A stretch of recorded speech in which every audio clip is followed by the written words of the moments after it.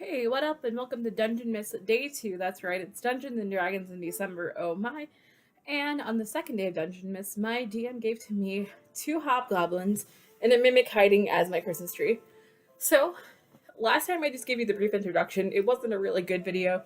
Today I'll actually start talking about the introduction to the books that I've been reading. I haven't been through the monster manual yet, but the goal is to just start with the books and then let you know what things come up on them. I'll be teaching you how to roll dice, what they're used for, how to roll dice. So just rolling with the dice are for, how to set up character sheets. I'm really not that great at them yet, but it all depends on your class, your race, what you want to do as a player, and kind of what you're aiming for. And there's tons and tons and tons of classes, and there's tons of races. There's homebrew, there's canonical, and it's really up to you and to your DM. You can build stuff together. Like my half elf bard that I told you about ended up being half water genasi and half sea elf. So not even really half human at all, but Etwas was raised by humans, which gives her the exact same things that, it being a half elf would be raised by elves, except they are aware of racial differences. That's really actually what the book says about them. It's kind of hilarious to me. So the monster manual we'll be planning on doing every day is just flipping it out open to a random section. My friends are going to walk through it any moment, I know it. But we're going to flip through to a random page, tell you about the monster on that one, and then I'll see if they get into the campaign or not. Some of these are pretty generic, some of these are pretty specific. This is the Beholder, which is D&D's first original monster, so I'm really excited to introduce it.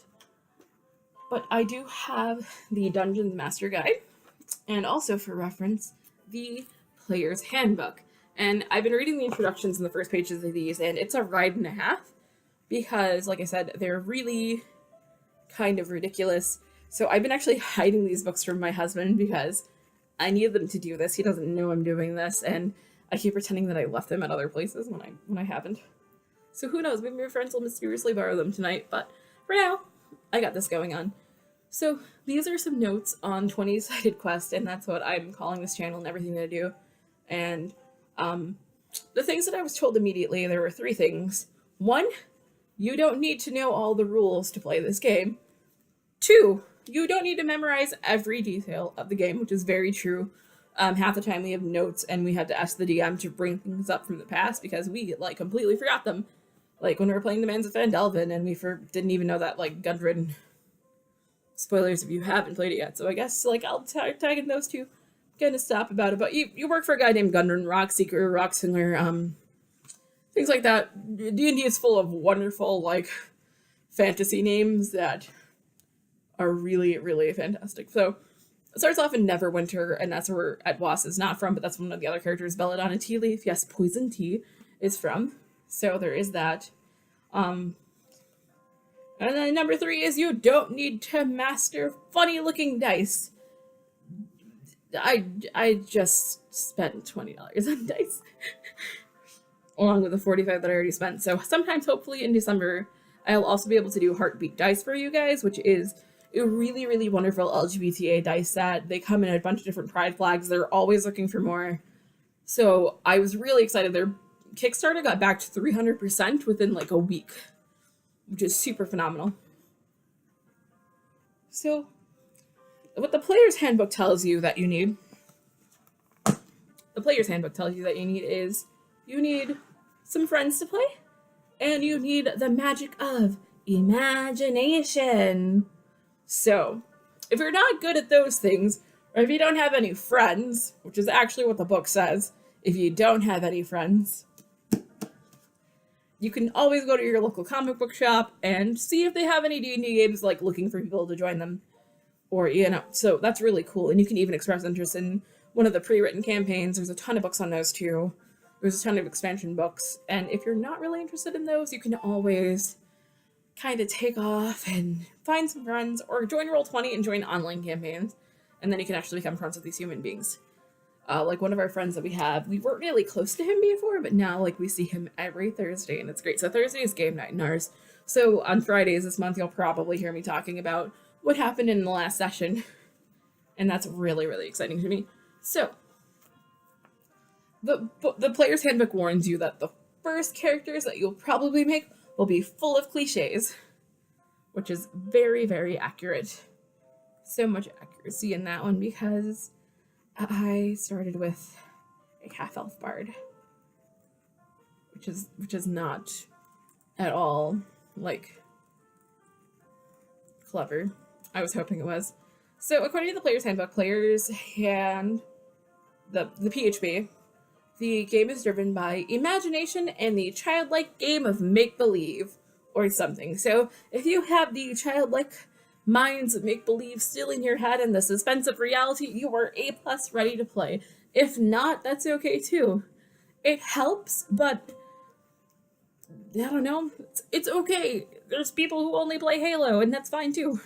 And then there are people who are like, I'm gonna go build an RPG on my free time, and that's cool too. All gamers welcome in my world type of thing. So, the key difference is that in make believe, things just happen, but in D&D, it's all decided by the roll of the dice, and the dice range from D4s to like even coin flips to D20s, and sometimes a D100 because of fuck ups along the way, but it's what happens. So, if you're testing the strength, the 20-sided dice is basically like the master of the game. So if you're testing like the strength of a drawbridge, a 17 might, have you walk across it carefully and make your way to the other side, or notice that the rope sprang out from underneath it and a drawbridge and the rope sprang out. That's literally what I wrote. But there might be like a bridge collapse on you. And if you roll a 4, then you might think it's a-okay, start walking across the bridge and have to do some athletic saves or dexterity saves or constitution saves. You're going to be doing some saves, basically, in that one. Strength saves, probably. I'll talk about the, 6 different items that you have on your sheets that give you your stats, which is how you basically... It's a video game, except you level up your own characters and you decide where the stats go. So it's not too bad. And there is a ton of dice. There might be some bludgeoning damage if you fall too. Apparently that was important for me to put in there. So for a really quick breakdown of just what happens, you make a character, you team up with other players, and take on either one-shots, which is just basically a one-night session, which is usually 2 to 5 hours. My friends and I are not the 5-hour game night type of people.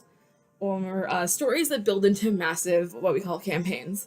So they're overarching storylines. You start off in one town, you have to solve puzzles, do many adventures, self-quests, side quests, that kind of thing. There's a ton of stuff to do. I'm going to actually be reading through The Minds of Phandalin really soon just to see what we missed type of thing, because that sounds super interesting to me.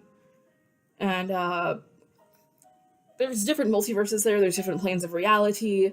And there's also homebrew rules and things like that people have made up along the way, including how to toss gnomes, which is really great because we have a gnome alchemist in our party. And I can't wait to throw him like a sack of potatoes. My husband plays the gnome, so. Then we start getting into the Dungeon Master stuff, and the very first thing it said in the Dungeon Masters one was, you should probably know the rules first. I'll get there one day. Didn't do it at the first time, but whatever. So the DM is the master of the world, and you write it too. And you're the master of adventure, and then you're also the game judge too. So if there's a rules thing going on, it's down to you to decide. There's a bunch of things that are kind of set there. There's difficulty class ratings and things like that. So you have to be really aware of who you have for players, how many players you have, and the intro just talks about how to use the different parts. So you have to know your players. You have to get them involved in acting, exploring, instigating, fighting, optimizing, problem solving, and storytelling. And it's down to you to create this really, really masterful world that people go through and play. And I think that's what's really cool about it. So for the last thing I'm going to do today, I'm going to open up the monster manual here, and I'm going to flip to a random monster, and we'll see what we have to deal with. A